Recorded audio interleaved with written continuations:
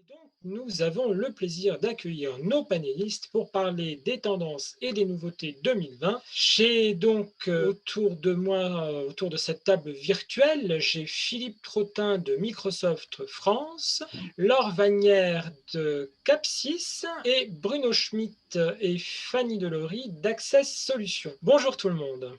Bonjour à toutes et à tous.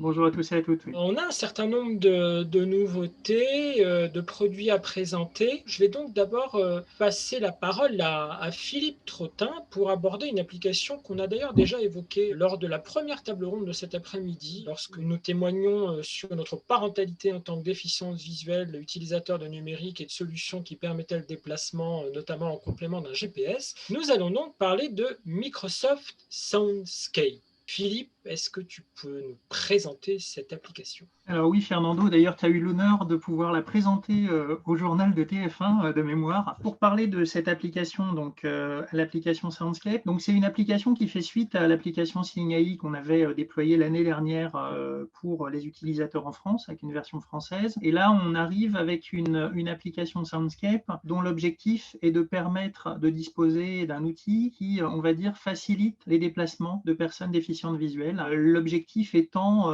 pas d'avoir un GPS traditionnel qui nous emmène d'un point A à un point B, mais d'avoir un outil qui nous permet, pendant la phase où on va d'un point A à un point B, de pouvoir avoir de l'information augmentée sur tous les lieux de passage devant lesquels on va passer. On peut d'ailleurs coupler en fait cette application avec des lunettes Bose Frame qui permettent en fait d'obtenir à travers la paire de lunettes, d'obtenir un son et donc toutes les indications qui sont données par l'application lorsqu'on se promène. Donc cette application est arrivée en français et on en a d'ailleurs, manque toujours des nouvelles versions qui sont en train d'arriver en ce moment et je vais vous en parler. Alors l'application de base, quand on la lance, je vais la lancer maintenant. Donc voilà, on entend un espèce de petit bip et en fait on a donc en bas de l'écran pour les voyants et donc au global 4 fonctionnalités principales qui existent en fait dans cette application. Un premier bouton qui s'appelle Mon emplacement, donc sur lequel je vais l'activer tout de suite. Face à l'ouest le long de boulevard des Batignolles. Proche de l'adresse 8-4. Intersection de passage Geffroy d'Idlot face à vous à gauche. Donc voilà, donc mon emplacement va me donner l'emplacement où je me trouve par rapport à mon environnement, donc à la fois aux rues qui sont proches de moi, aux croisements éventuels qui peuvent exister. Et je vais pouvoir découvrir en fait ce qui se trouve maintenant autour de moi. Théâtre Le Petit Héberto, 50 mètres. La Gondole, 30 mètres. Le bar à sushi Izumi à environ 65 mètres. Bon, je vais l'interrompre. Donc en fait, il me donne des informations sur tous les points d'intérêt qui sont localisés sur une carte. Et en fait, la carte qui est utilisée, c'est la carte OpenStreetMap. Théâtre Le Petit Héberto. Je vais couper parce qu'il va continuer à parler pendant que je suis en train de parler. Donc en fait, on s'appuie sur OpenStreetMap, donc, qui est une carte open source que tout un chacun peut alimenter, compléter, améliorer en fait par rapport à l'environnement dans lequel il se trouve. C'est une carte d'ailleurs qui aujourd'hui, j'ai eu un échange avec des gens qui développent une application équivalente pour Transilien, donc les déplacements en fait en région parisienne.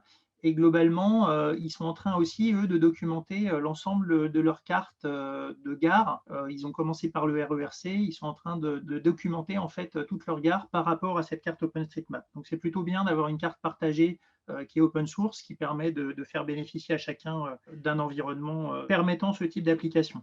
Alors je relance l'application.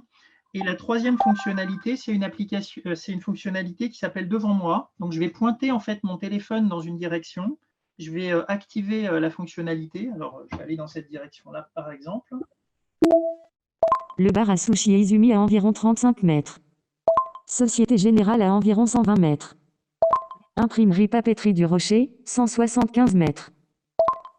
Alors, je vais l'interrompre. Théâtre Héberto.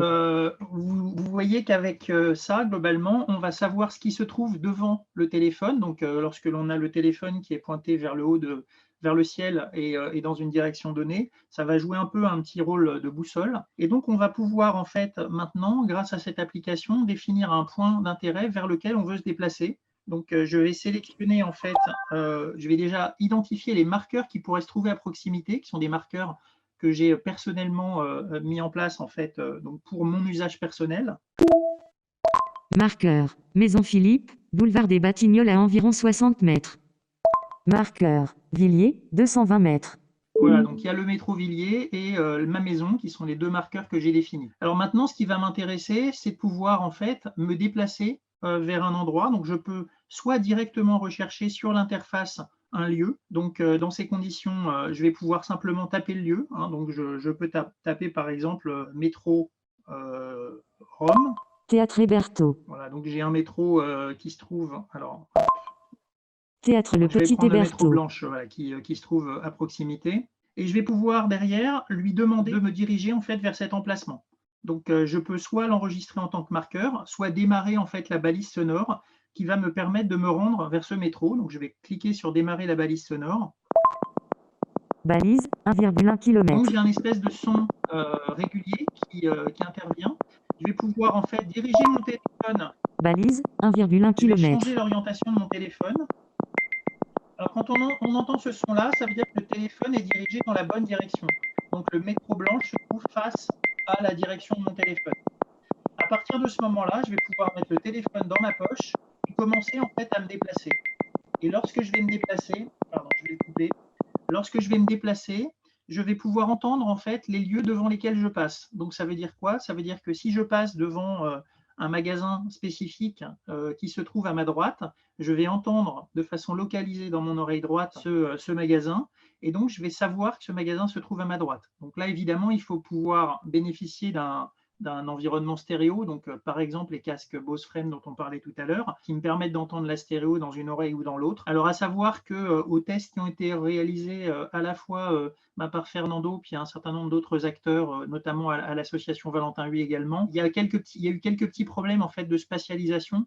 Peut-être Fernando, tu peux nous remonter les problèmes que toi tu as pu rencontrer à date? Oui, alors certains problèmes qu'on a constatés, en fait, c'était notamment en utilisant les Bose Frames, donc qui sont des lunettes qui n'ont rien de particulier en ce sens où c'est pas un matériel spécialisé, hein, c'est bien des lunettes de la marque Bose qui sont là normalement pour transmettre tout un tas de contenu audio par Bluetooth. Il se trouve que combiné à cette application-là, on a une spatialisation par le son de l'endroit où se trouvent les choses. C'est-à-dire que là où tout à l'heure on entendait théâtre, Hébertot, bar à sushi, etc., si le bar à sushi, admettons, était à droite, eh bien, la voix de synthèse qu'on a entendue me dit bar à sushi et je l'entends comme si c'était à ma droite. Et de la même façon, théâtre Hébertot, si c'était à gauche, je l'entendrais ici, à mon oreille gauche. Il se trouve que par moment, on pouvait très bien entendre l'indication à droite, bar à sushi, et qu'elle me vienne d'ici, c'est-à-dire de ma gauche. Je le dis là, puisque en plus je suis en geste inversé sans doute pour vous. Ce qui se passe, c'est que du coup, il fallait par moment se fier plutôt à l'orientation du message tel que délivré, plutôt qu'à l'instruction du message, en réalité. Voilà.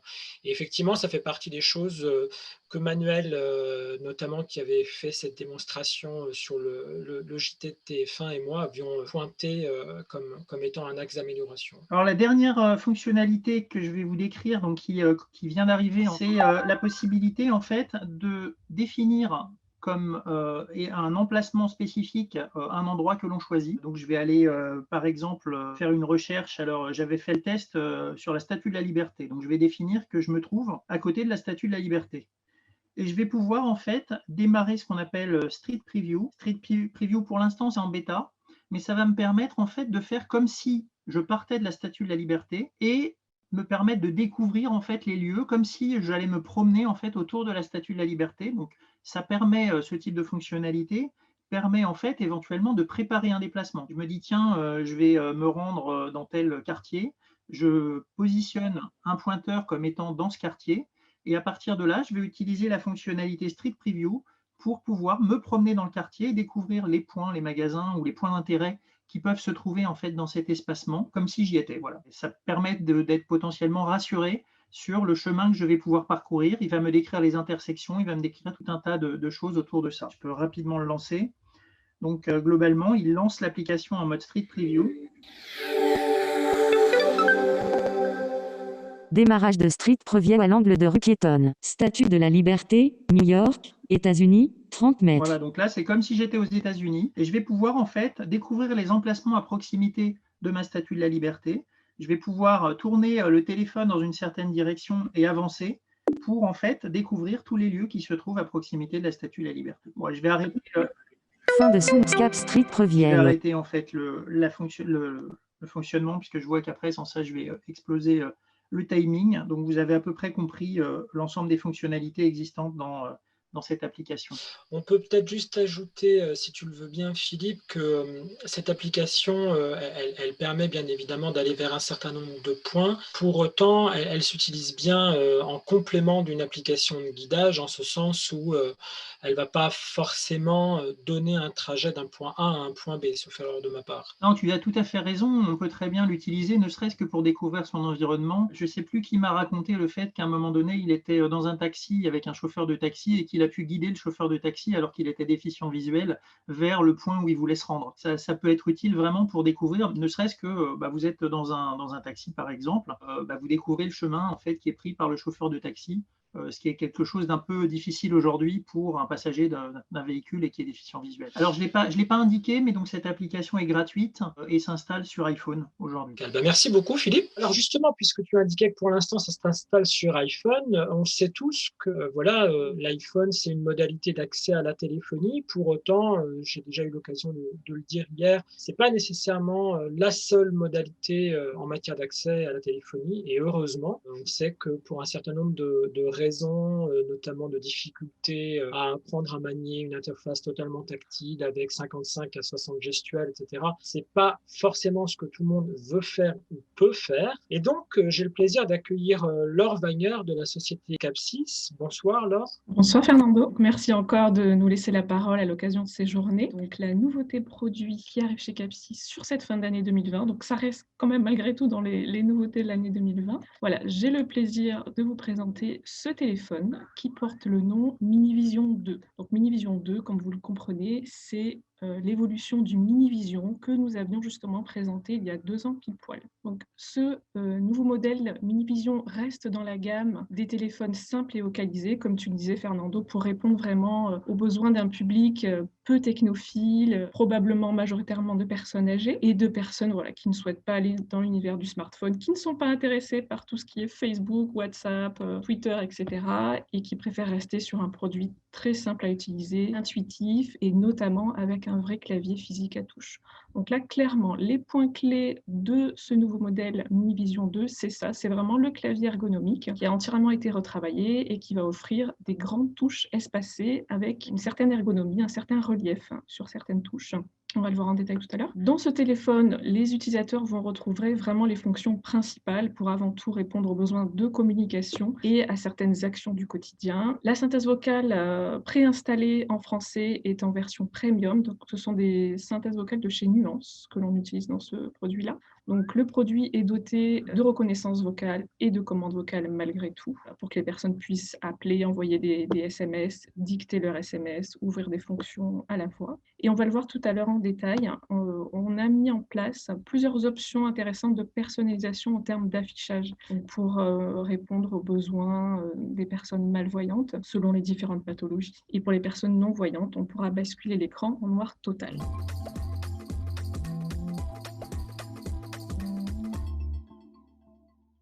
Je propose de vous dévoiler maintenant la nouveauté produit qui sera prochainement disponible chez Capsys. Il s'agit d'un modèle dans la gamme des petits téléphones vocalisés à clavier. Je suis ravie de vous présenter le Minivision 2. Ce produit est l'évolution du Minivision. Le téléphone a été complètement retravaillé, offrant ainsi aux utilisateurs un clavier avec des touches très agrandies, que ce soit sur le pavé alphanumérique, mais aussi sur le pavé de navigation. En effet, ce pavé de navigation est éclaté en 5 touches distinctes. Le hoquet central, qui valide un élément en appui court et lance les commandes vocales en appui long, et qui comporte un effet texturé permettant une meilleure sensibilité sous le doigt. Les touches de direction, haut, bas, droite, gauche, sont toutes séparées également et comportent chacune une ligne en relief à l'extrémité de chaque touche pour rassurer l'utilisateur sur un appui au bon endroit. Sur le côté droit du joystick, la touche retour à l'écran précédent et en dessous la touche raccrocher sont aussi espacées et agrandies. Et côté gauche du joystick, la touche menu et décrocher sont basées sur le même principe, bien espacées et agrandies. À noter que les touches décrocher et raccrocher comportent chacune 3 picots ergonomiques en relief pour bien les distinguer. Passons maintenant à l'arrière de l'appareil, sur lequel on va retrouver la caméra, un bouton physique permettant de lancer la procédure SOS par une pression prolongée et le haut-parleur. Le dessus de l'appareil présente une flash LED qui servira pour la fonction lampe torche. Enfin, sur le dessous de l'appareil se trouve la prise jack pour brancher les écouteurs, le port micro USB et les connecteurs pour le socle de charge. En effet, grande nouveauté également côté accessoires, un socle de charge est fourni directement dans la boîte, ainsi que la coque de protection, les écouteurs, le câble USB et l'adaptateur secteur. Autres améliorations sur ce Minivision 2, côté logiciel cette fois-ci, nous avons en effet rajouté 4 nouvelles fonctions. L'appareil photo, la galerie photo, les MMS et un détecteur de lumière. Les autres fonctions restent inchangées par rapport au Minivision. Pour finir, le produit sera déjà paramétré en langue française avec la synthèse vocale Premium, ce qui supprime un réglage à effectuer au démarrage pour les utilisateurs. Le Minivision 2 sera disponible dès sa sortie au prix de 369 € TTC. Merci à toutes et à tous d'avoir suivi cette vidéo de présentation des produits Capsys. On va regarder ici plus particulièrement les évolutions en termes de hardware. Donc, on a une nouvelle forme d'écran sur ce Minivision 2 par rapport au Minivision 1, avec un écran plus large que haut, ce qui permet d'avoir plus de caractère à l'écran et de défilement pour les personnes malvoyantes. Comme je l'ai indiqué dans la vidéo en début de présentation, donc la grosse nouveauté, c'est vraiment le clavier ergonomique qui a entièrement été retravaillé avec des touches qui sont bien plus grandes, qui se sentent beaucoup mieux, qui sont toutes espacées les unes des autres. Et ce joystick central qui est désormais éclaté en 5 touches distinctes, donc le hockey central notamment, donc qui intègre un effet texturé sous le doigt qui se sent très très bien. Petit clin d'œil au CTRDV de Villeurbanne, donc qui a développé la police de caractère Luciole et que l'on a intégré sur le clavier de ce Minivision 2 dans sa version bold, donc en gras, pour avoir encore plus de contraste et de confort à la lecture des chiffres et des lettres. Le bouton SOS physique à l'arrière de l'appareil qui est une nouveauté qui n'était pas présent dans le Minivision 1, donc là vraiment un bouton dédié pour cela. Grosse nouveauté également qui est très récent, c'est un nouveau connecteur SIM. On a pu rajouter cela donc vraiment très très récemment. Donc on va avoir un connecteur SIM, on est toujours sur du nano SIM, mais cette fois-ci un connecteur qui est figé, qui est fixe. Donc on va tout simplement venir glisser sa carte SIM sous ce connecteur. Plus besoin de coulisser, soulever, rebaisser, recoulisser. Donc vraiment beaucoup plus simple de ce côté-là. Et comme je l'ai indiqué dans la vidéo, le socle de charge qui va permettre vraiment encore plus de facilité pour charger l'appareil, tout simplement en laissant le socle sur une table de nuit, sur une table de salon, voilà, et positionner l'appareil sur ce socle. En termes d'évolution logicielle cette fois-ci, donc comme je disais, l'écran, la taille de l'écran a été modifiée, donc plus large que haut. En termes de présentation à l'écran, l'utilisateur pourra choisir entre 3 options, soit donc d'avoir uniquement les icônes des différentes applications, soit les icônes et le nom de l'icône qui est juste en dessous, ou bien soit juste le nom de l'icône. Donc, c'est au choix. En termes de fonctions, donc je disais dans la vidéo 4 fonctions rajoutées, mais en fait, on en a rajouté une dernière très récemment également. Donc, on a l'appareil photo, la galerie photo, la gestion des MMS, le détecteur de couleurs, et la 5e qui est arrivée très très récemment, c'est une fonction de géolocalisation. Où suis-je? Alors attention, c'est pas un GPS qui va faire de la navigation, c'est vraiment vous géolocaliser et donner vocalement l'adresse qui est à votre proximité. En termes de logiciel également, donc on va pouvoir proposer une meilleure qualité audio sur cet appareil et une meilleure autonomie, donc la batterie a été un petit peu augmentée. Et comme je disais, donc la synthèse vocale de chez Nuance en voix française est déjà préinstallée au démarrage, donc, ce qui fait un réglage de moins effectué par l'utilisateur. Au total, il y a donc 18 applications embarquées dans cet appareil, sachant qu'on met vraiment l'accent sur les outils de communication. Donc les 3 fonctions principales, téléphone, contact, message, sont les premières dans la liste des applications. Et par la suite, on va retrouver des applications pratiques au quotidien, telles que donc l'appareil photo et galerie photo, les notes, un dictaphone, une radio FM, la calculette, l'alarme, l'agenda, la fonction météo, donc c'est de la météo locale qui va vous donner les prévisions sur les 5 jours à venir, la lampe torche et des fonctions d'assistance. Donc on a détecteur de billets, détecteur de couleurs, détecteur de lumière, le nouveau où suis-je, tous les paramètres à effectuer et le bouton SOS. Petit rappel, mais voilà, ce Minivision 2, tout comme les premiers Minivision et le Minivision Lite, entièrement vocalisé, synthèse vocale premium et toutes les fonctions de reconnaissance vocale et de dictée vocale. Donc justement, je vous ai mis ici quelques exemples de commandes vocales disponibles pour rappeler un contact, envoyer un message à l'un de vos contacts, créer un nouveau contact en vocal, créer une nouvelle alarme, créer un nouvel événement, créer une note, créer un mono-vocal du dictaphone. Vous pouvez ouvrir directement toutes les applications du Minivision 2 simplement en énonçant leur nom. Et vous avez un récapitulatif des mots-clés disponibles en énonçant mots-clés. Donc, tout sera vocalisé. Tous les mots-clés disponibles dans le produit seront vocalisés. Je voudrais faire un point aussi sur les fonctions complémentaires disponibles pour les utilisateurs. On a sur le clavier la possibilité de créer ses propres raccourcis en appui long, donc que ce soit pour appeler des contacts privilégiés ou pour ouvrir des applications que l'on utilise régulièrement, donc pour éviter d'aller les chercher dans la liste. Si j'utilise la lampe torche régulièrement, je peux créer mon raccourci sur la touche 5 par exemple, et dès lors, en faisant un appui long sur la touche 5, la fonction lampe torche va s'ouvrir. Autre possibilité qui existe dans notre gamme de produits, c'est répondre à un appel via n'importe quelle touche du clavier numérique. Donc là, pareil au choix. Je suis à l'aise avec la touche 9 par exemple. Je peux répondre sur la touche 9. Voilà, n'importe quelle touche du clavier, ça va fonctionner. C'est un réglage à appliquer dans le téléphone. Pour les personnes qui aiment bien les textos, donc il y a la possibilité d'intégrer des smileys dans tous les SMS du Minivision 2 qui sont tous entièrement vocalisés. Donc c'est assez rigolo à entendre aussi cette petite description. Lorsque le téléphone est en mode veille, qu'on le sort du mode veille, donc vous pouvez choisir les éléments, les informations à entendre, donc ils seront vocalisés, donc l'heure, la date, l'état du réseau, le niveau de batterie, les appels en absence, les SMS non lus et également les mises à jour Capsys disponibles s'il y en a. Les différents choix de personnalisation de l'affichage, donc il y a la possibilité de choisir son contraste de couleur parmi 6 différents, de choisir les polices de caractères que l'on préfère parmi 5. Donc, à noter que parmi les polices de caractère, il y en a une qui est dédiée aux personnes dyslexiques et il y a également la police de caractère Luciole qui est présente aussi. On a 4 tailles de caractères au choix, possibilité de mettre les caractères en gras. L'utilisateur peut également varier et choisir la vitesse de défilement la plus confortable pour lui à l'écran et également le délai de défilement, c'est-à-dire quand est-ce que la phrase, le contenu va commencer à défiler. Et enfin, pour les personnes non-voyantes, on peut basculer l'écran en noir total, ce qui va permettre d'avoir plus de confidentialité et encore une meilleure autonomie et d'économie de la batterie. Comme je disais dans la vidéo, le Minivision 2 va être disponible à sa sortie au prix de 369 € TTC. Dernière information à vous transmettre. Voilà, je suis ravie de vous annoncer un nouveau partenariat pour la partie support technique de toute la gamme de produits Capsys. Donc, c'est avec la société IPRA, que certains d'entre vous doivent connaître. Donc, à partir de janvier 2021, tous les utilisateurs des produits Capsys, Minivision, Minivision Lite, SmartVision 2, SmartVision 2 Premium et le nouveau Minivision 2 pourront contacter gratuitement la société IPRA par téléphone, par email, pour poser toutes questions ponctuelles sur l'utilisation de nos produits. Notre hotline Capsys restera tout à fait joignable en parallèle. Donc, si les personnes veulent joindre les techniciens Capsys en parallèle, pas de souci. Voilà, là, les personnes auront le choix. Soit IPRA pour un contact gratuit, soit la hotline Capsys pour des questions peut-être plus pointues, plus techniques, plus poussées. Voilà, on reste à votre disposition.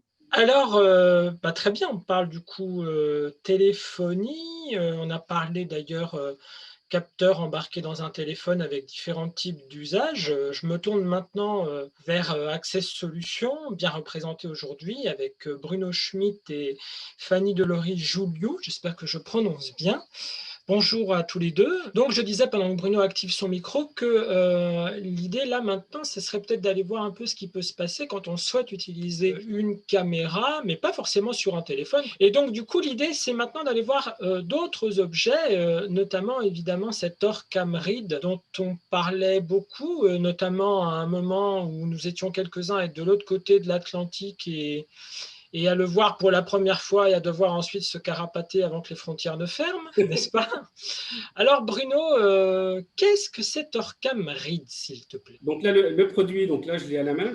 On est vraiment dans la taille d'un stabilo, pour donner l'idée. Donc, quand je parle du Mayai, le Mayai, c'est une belle technologie. Il faut reconnaître, ça tient dans un tout petit boîtier, ça se fixe avec un aimant sur des lunettes. Par contre, on a quand même une problématique quand on a des déficients visuels, ce qui est mon cas. C'est que souvent, le tactile, c'est bien, mais c'est pas fait pour tout le monde. Et au niveau de leur OrCam Read, ils ont fait quand même quelque chose de super. Enfin, moi, j'ai trouvé ça très bien dès le départ, c'est d'avoir des boutons physiques. Il y a 4 boutons physiques. Au toucher, ils ont tous une façon différente d'être repérés. On a le bouton qui est complètement à gauche, qui est le bouton action, il est tout rond. On a un bouton pour le plus, on a un signe plus dessus au toucher. Le moins, moins, c'est un signe moins, donc c'est le volume plus, volume moins. Et on a un autre bouton avec un trait qui est à l'extérieur, ce bouton-là, c'est le bouton remarque ou de mise en pause. Une petite historique sur ce produit, c'est qu'il n'a pas été pensé pour nous en tant que déficients visuels, il a été pensé pour les dyslexiques. Vous avez certainement entendu parler qu'il y a un laser, donc au début en face, on peut pointer, donc quand on est encore malvoyant, qu'on a encore un peu de vue, on peut pointer une zone spécifique, appuyer sur le bouton pour lancer la lecture. Et c'est vrai que c'est fait pour les dyslexiques, mais nous on s'est dit, s'il y a du vocal, ça fait une petite machine à lire de poche, pourquoi on ne pourrait pas s'en servir?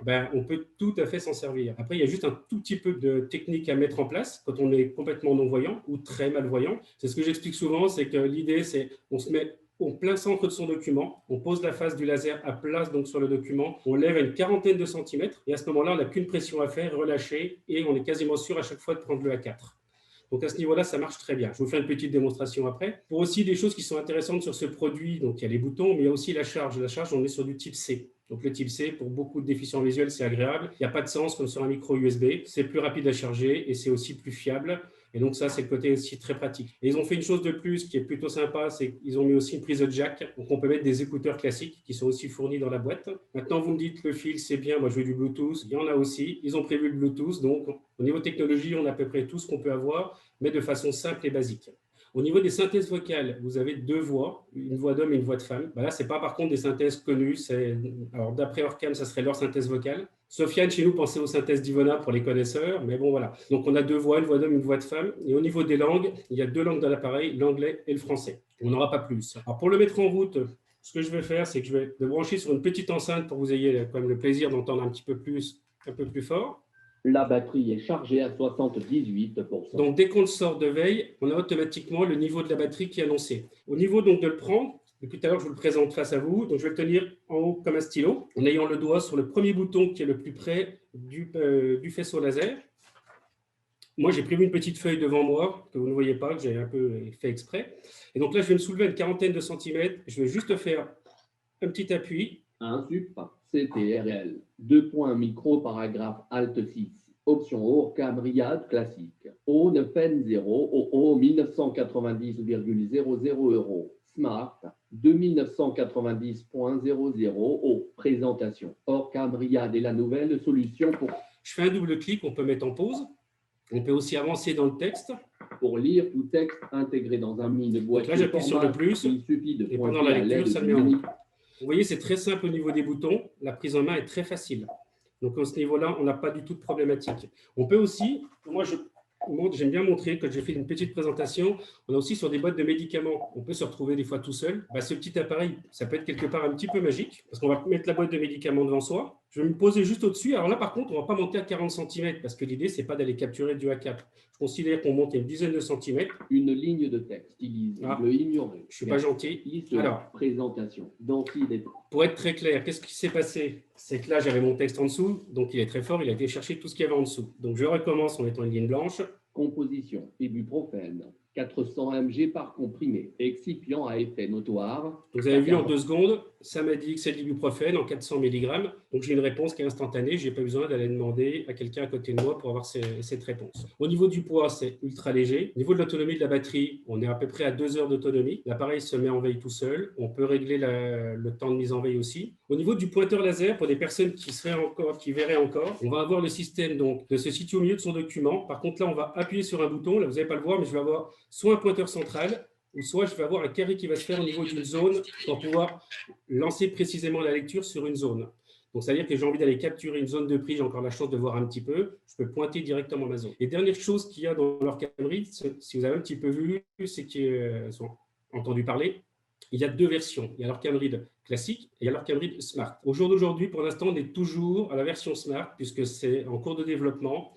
Et pour l'instant, la version Smart, donc la lecture intelligente, est intégrée pour l'instant dans les Orcam Read.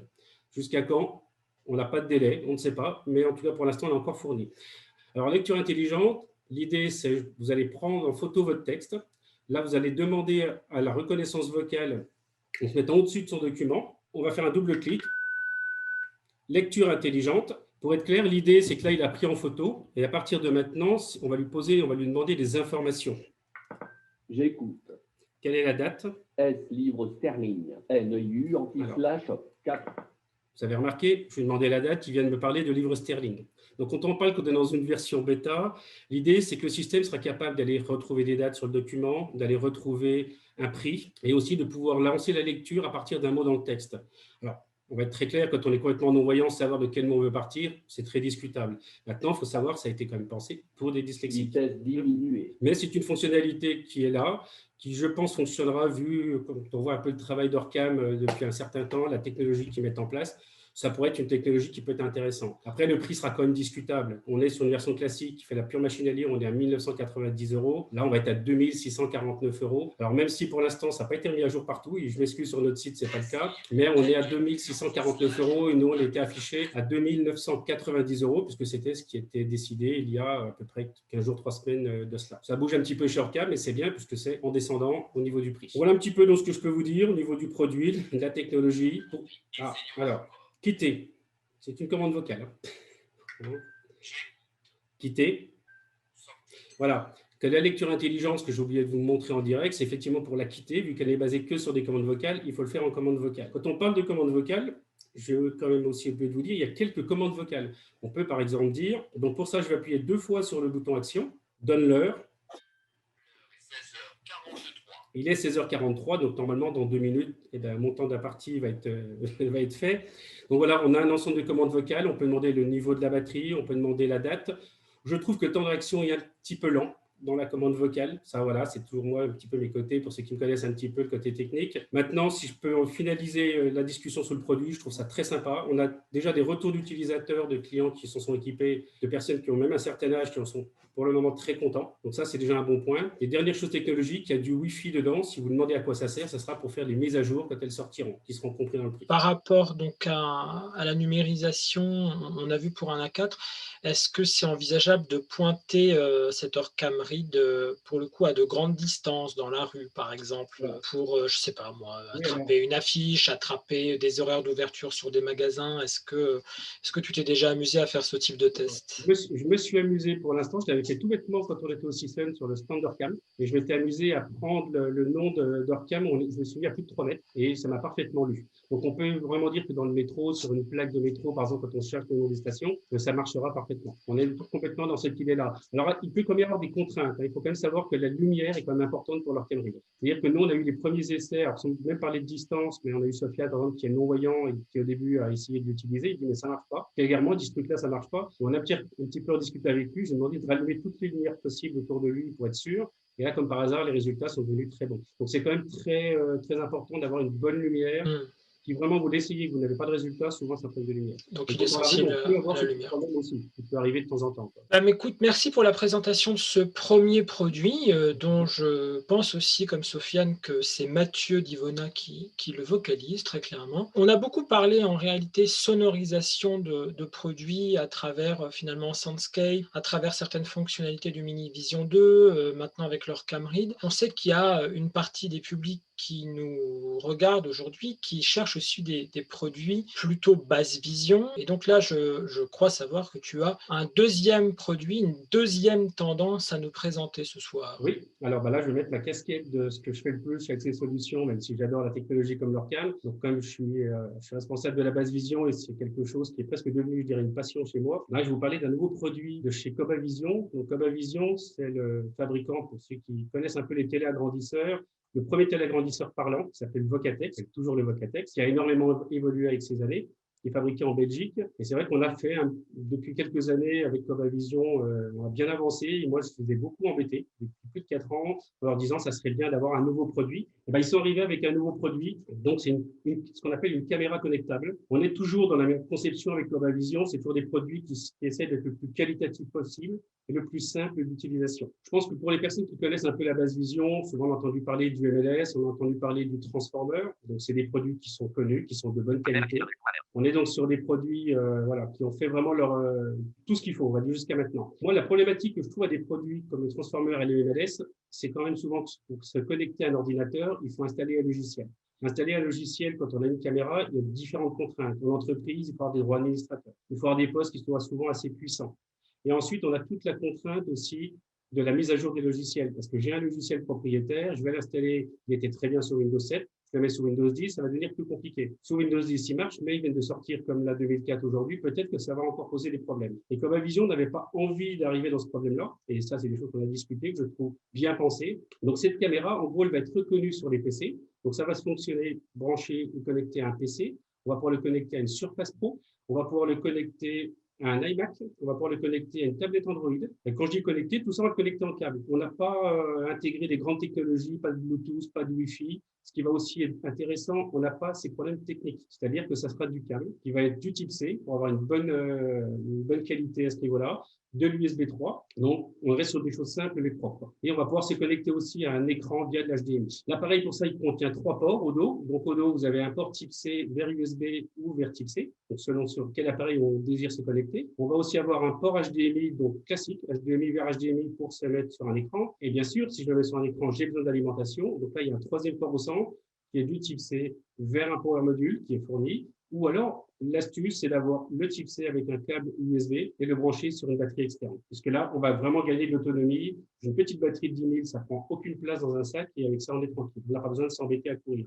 Donc, on imagine le jeune qui est à l'école, il a son PC portable. L'appareil n'a pas de batterie, quand je dis pas de technologie, donc il va chercher l'alimentation sur l'ordinateur portable. Et si vraiment il n'y avait pas assez de puissance, parce que l'ordinateur est un petit peu ancien, qu'il n'a pas d'USB 3, eh ben, on peut lui coller une petite batterie à côté et ça va marcher. On ne va pas s'embêter. Pour déplier ce type d'appareil, on appuie sur le bouton qui est ici.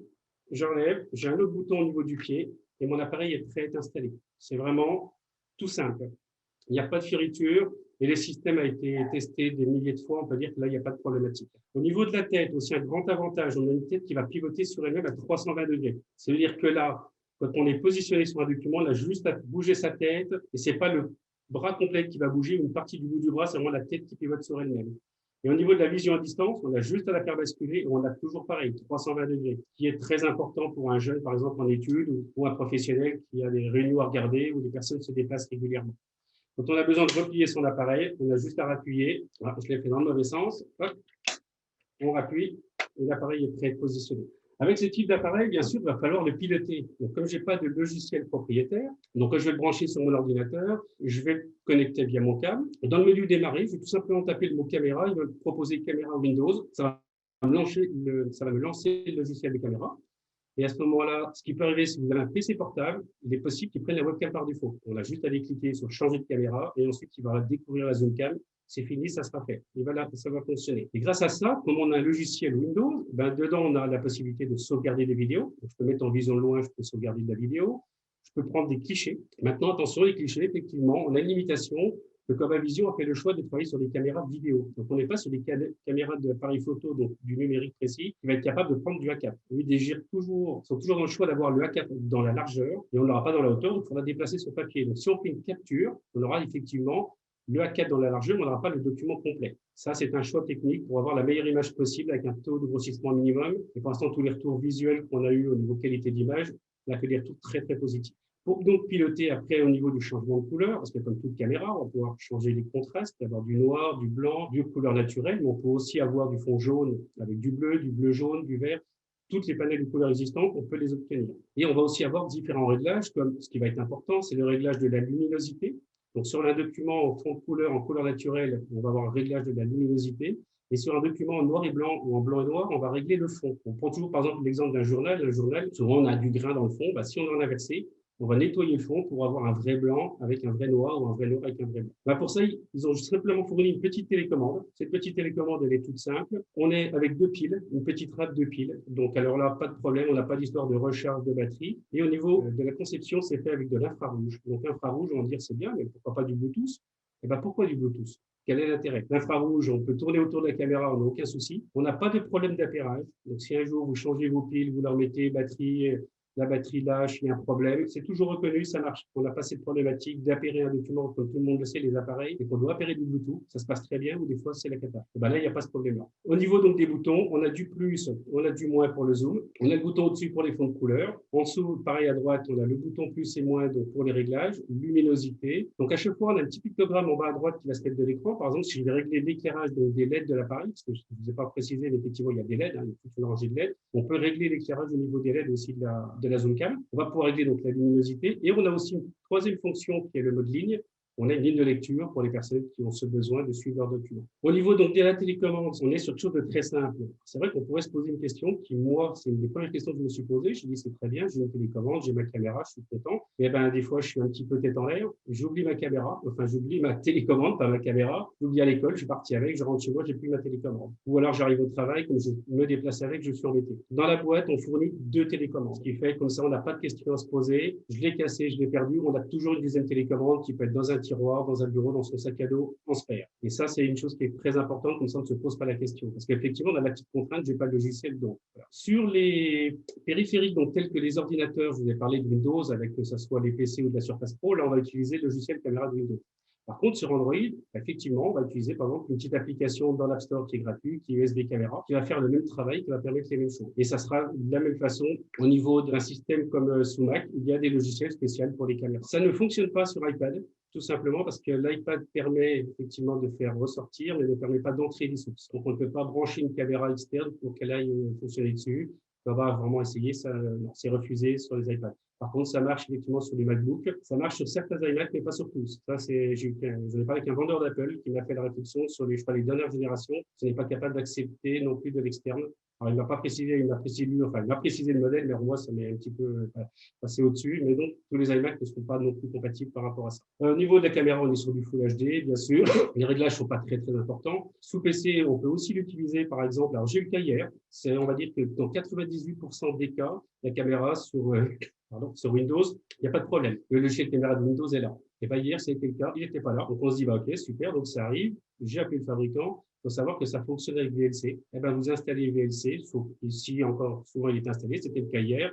Et on peut le faire reconnaître dans VLC comme une caméra. Et ensuite, ça va fonctionner de la même façon avec sa propre télécommande. On est sur un produit qui est garanti 2 ans, qui est donc fabriqué en Belgique. On est sur un prix de 3 650 €. On va pouvoir aussi avoir en option un plateau XY. Alors, le plateau XY, il n'est pas fait pour avoir un plateau dans son sac à dos qu'on va transporter. Comme Vision, ils ont fait un choix, c'est d'avoir un vrai plateau XY. Donc, un journal, on pourra le poser dessus. Donc, si on est chez soi et qu'on veut être à l'aise pour travailler, on peut avoir ce plateau en option. La question sur l'OCR, parce que bien sûr, comme Vision fait de l'OCR depuis longtemps avec le Vocatex, c'est en travail. Il y aura certainement de l'OCR qui va arriver normalement l'année prochaine. Par contre, ça ne sera pas utilisable sur un ordinateur. Parce qu'ils ont décidé que ça serait un boîtier externe qui pourra se connecter à la caméra. Donc, on aura de l'OCR, mais on sera branché sur un écran. Donc là, effectivement, c'est la petite contrainte qu'on peut avoir, c'est qu'on aura bien de l'OCR, mais sur un écran. Donc, ça fera un petit Vocatex pour ceux qui connaissent un peu. Par contre, j'ai quand même une astuce. Pour des personnes qui sont très malvoyantes et qui vont utiliser, par exemple, un Fusion. Donc, dans Fusion, pour ceux qui connaissent un petit peu, si vous ne connaissez pas, Fusion, c'est donc le logiciel Zoom Text pour les personnes malvoyantes, accompagné de la revue d'écran de JAWS. Il faut savoir que dans JAWS, ils ont l'OCR maintenant qui est intégré, qui fonctionne plutôt quand même très bien. En ayant fait des tests, comme JAWS permet de l'OCR d'écran, comme votre document il est à l'écran sur votre PC portable, sur votre Surface Pro, on fait insert espace OE, ça va lancer l'OCR, et puis on a JAWS qui va nous lire le texte qui est à l'écran, qui est du pur texte de la caméra. Et le texte reste lisible, on a ensuite qu'à le pousser, et de nouveau on refait le raccourci. Et avec cette fonctionnalité-là, on récupère un OCR en ayant un Zoom Text Fusion qui peut être quand même assez commun, de plus en plus avec des personnes qui vont être très malvoyantes. Donc je pense que voilà, on aura un petit peu fait le tour. Donc on est sur de l'aluminium comme je vous ai dit, tous les câbles sont fournis, bien sûr. On utilise toujours les câbles fournis avec cet appareil-là. Alors ça, c'est une contrainte que je vais donner. Donc, Comavision a mis des petits autocollants sur les câbles parce qu'on s'est rendu compte, même moi en ayant les premières versions de test, que des fois ça déconnectait, ça ne marchait pas. Et on s'est rendu compte que c'est la qualité du câble. Alors bien sûr, on peut trouver des tas de câbles, mais comme dans tout, dans les câbles, il y a des très bons câbles et il y a des câbles de moins bonne qualité. Donc ils ont fait leurs tests, leurs câbles vont très bien, ils ont mis un petit autocollant. Donc, on a une garantie comme ça de fonctionnalité et de stabilité à ce niveau-là. Donc, voilà un petit peu ce que je pouvais vous dire sur la Zoomcam. Et puis, après, je vous laisserai me poser des questions avec grand plaisir. Merci.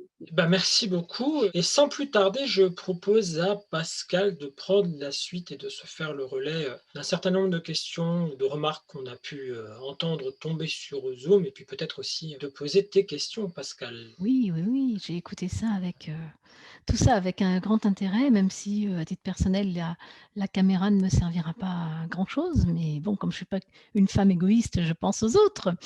Alors, j'avais d'abord quelques questions pour Philippe de Microsoft. Au niveau de la cartographie, moi, j'ai remarqué en utilisant Soundscape que alors déjà, dans ma ville, le RER n'est pas indiqué.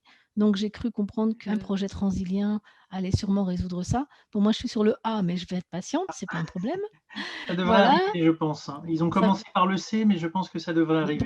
Pourquoi ils n'ont pas commencé par le A? Je comprends pas, c'est pas normal. Je sais pas. Bon, en tout cas, mais parce que c'est vrai que c'est quand même un peu surprenant de ne pas avoir le RER à Boissy-Saint-Léger, alors que c'est quand même, je dis pas que c'est l'attraction de la ville, mais enfin, c'est quand même un centre important de la ville. Par contre, les arrêts de bus, donc là, je les ai bien, mais il y a quand même une chose qui me surprend un peu et qui me gêne un peu, c'est que dans les arrêts de bus, on n'a pas ni le numéro de la ligne, ni la direction. Est-ce que ça, c'est quelque chose qui est améliorable ou pas? Parce qu'en fait, on sait qu'il y a un bus, enfin qu'il y a un arrêt, mais on ne sait pas ni où il va, ni quelle ligne c'est, ni dans quel sens il part. En fait, dans la mesure où on s'appuie sur OpenStreetMap, on peut même à titre individuel en fait, compléter les cartes. OpenStreetMap est complètement accessible en édition, donc vous pouvez soumettre dans OpenStreetMap toutes les évolutions et toutes les modifications. Alors effectivement, généralement, c'est les gens qui vont positionner ce point d'intérêt, qui vont le décrire. Alors de temps en temps, c'est trop succinct, de temps en temps, c'est très détaillé, donc c'est variable en fonction de la personne qui a fait ce travail en fait. D'accord. Et de la même façon, vous pourriez, pour le RER A, vous pourriez très bien demander à quelqu'un de voyant d'aller sur l'environnement OpenStreetMap et d'aller en fait définir l'ensemble des stations. Ça, c'est pas très très long à faire, c'est juste qu'il faut que quelqu'un s'en occupe. Et est-ce que en tant qu'aveugle, on peut le faire ou pas? Est-ce que parmi Alors, les gens autour de la table, Fernando, tu as déjà défini des points sur OpenStreetMap, par exemple? Non, j'ai pas fait ça pour le coup. Je me suis pas amusé à aller regarder, si la saisie était accessible. Ça, je sais pas. Alors, j'ai pas, non, je m'en suis pas non plus occupé, mais je pense que ça doit être difficile parce qu'en définitive, il y a de la cartographie derrière. Et donc, je pense que pour positionner le point d'intérêt, je ne suis pas certain que OpenStreetMap permette d'avoir de la vocalisation pour positionner les points.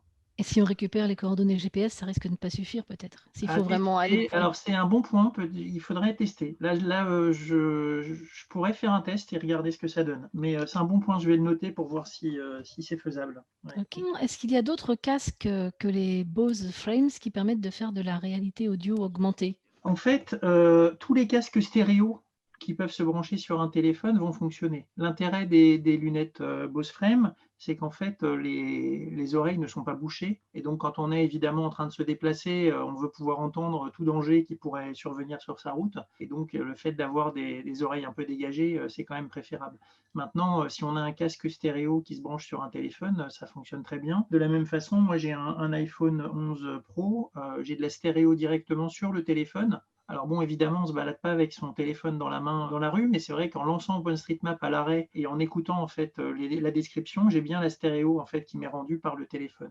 Mais alors moi, je l'ai testé avec un casque stéréo et avec les Bose Frames. Il me semble quand même qu'avec les Bose Frames, on a un son plus, une spatialisation plus, enfin meilleure, me semble-t-il. Je ne sais pas. Oui, en fait, on a vraiment de façon très spécifique chiadé l'interface entre les Bose Frames et l'application. Et c'est même indiqué sur l'application lorsque l'on configure un casque, on peut configurer directement le casque Bose Frame, voilà. Bose Frame dans l'application. Alors que si on met un casque stéréo, on entendra simplement la stéréo qui est restituée par l'application, mais qui n'est pas configurée spécifiquement pour l'application. Et de ce point de vue-là, si je peux juste compléter, c'est particulièrement utile quand on enclenche la fonction en fait boussole, enfin celle où on met une balise plus exactement, où là pour le coup c'est tellement bien spatialisé qu'on entend réellement la direction sur laquelle on a fixé le point. Oui, tout à fait. Ça donne une boussole très très précise en fait.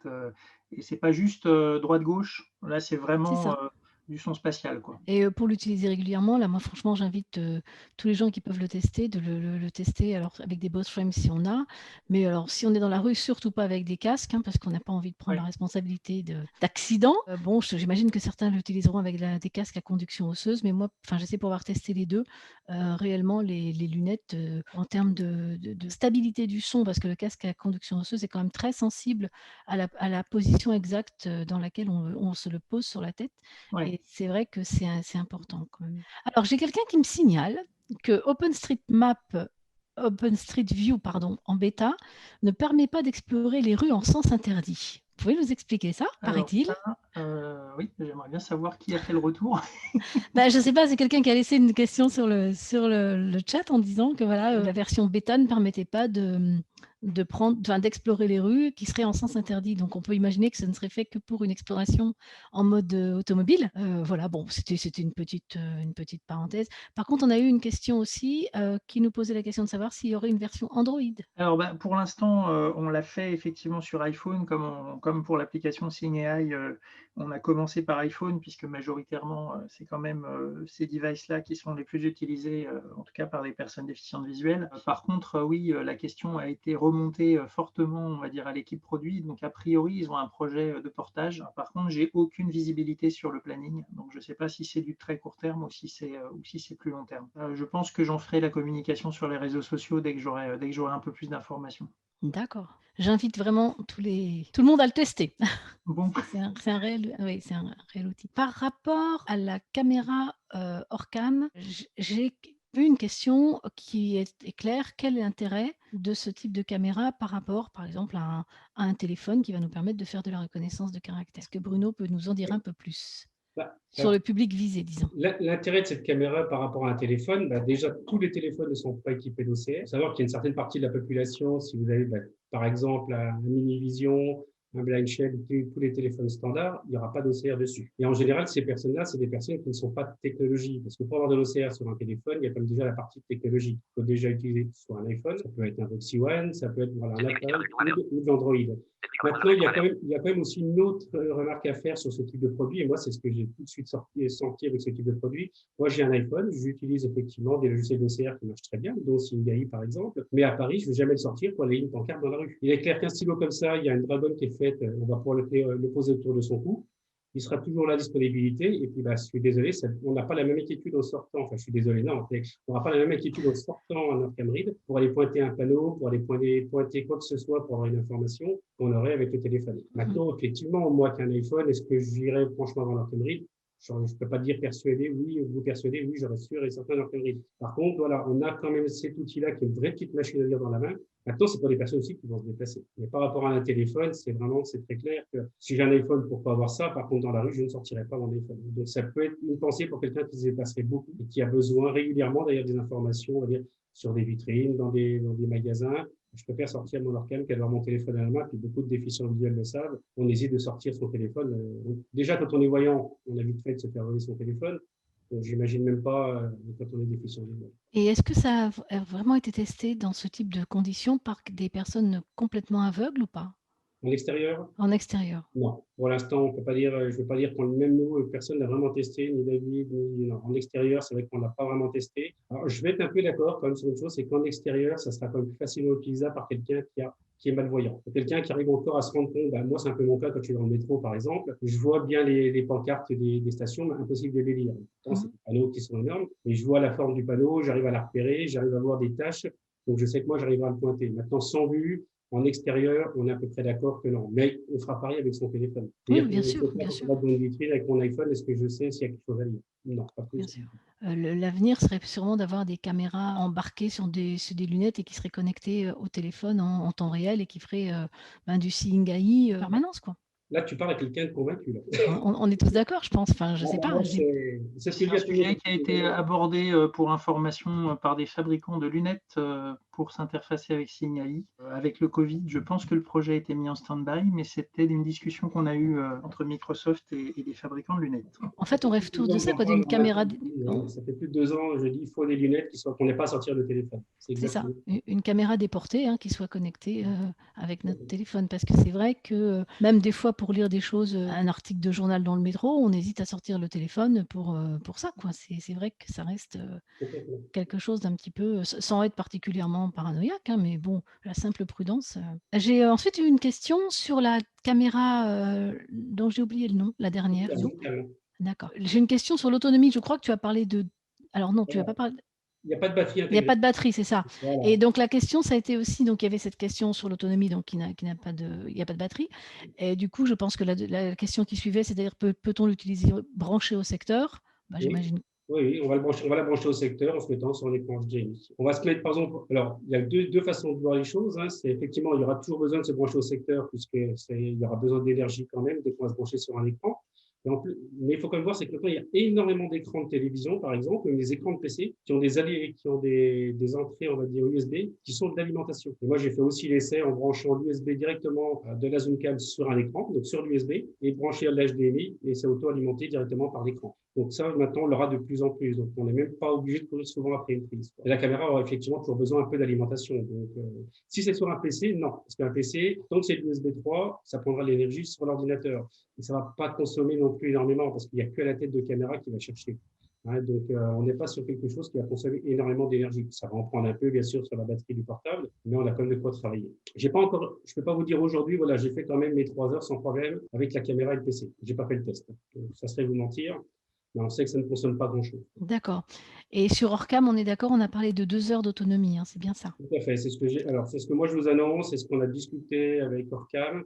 Et alors, il me dit même un peu plus, on va rester à 2 heures, on sait tous les batteries, on est tous dans la même idée, mais les 2 heures d'autonomie, on va dire que oui, maintenant, je ne pense pas qu'on va faire 2 heures de lecture avec ce type d'appareil. On n'est quand même pas trop, je pense, dans l'idée de lire des livres. Alors, moi, je suis des personnes qui viennent aussi en me disant, c'est génial de pouvoir relire, oui, parce qu'au-dessus d'un livre, on prend, ça le fait. Maintenant, je pense que c'est plus comme des appareils pour trier son courrier quand on se déplace. Je vais montrer sur une boîte de médicaments, c'est des choses qui sont hyper faciles à avoir. De la lecture de livres pour ceux qui ont l'habitude d'avoir quelque chose d'agréable à l'oreille, à moins de se remettre comme une enceinte que je vous ai fait écouter, ce qui peut encore être sympa. Il faut un grand fil. Bon, il faut la connecter en Bluetooth. Bon, voilà. Après, c'est pour ça que les 2 heures d'autonomie, je pense que c'est largement suffisant pour des tâches, on va dire, assez classiques qu'on va faire tout le long de la journée. Une boîte qu'on ne sait pas vous aurez votre placard, même si c'est mentir, quand on est non-voyant, c'est très bien en général de donner ses affaires. Oh, pas toujours. Les voyants qui vont avoir ce besoin-là.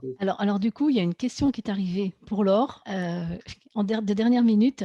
Donc, j'ai Michael qui demande si la commande vocale du Minivision nécessite d'être connectée à Internet.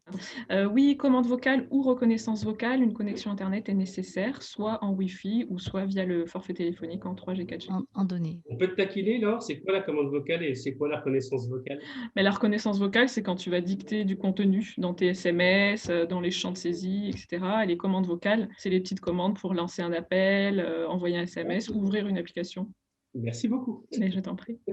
Écoutez, on va du coup clore ces échanges. L'occasion pour moi d'abord de vous remercier en tant que panéliste, bien évidemment. De remercier Pascal aussi, voilà.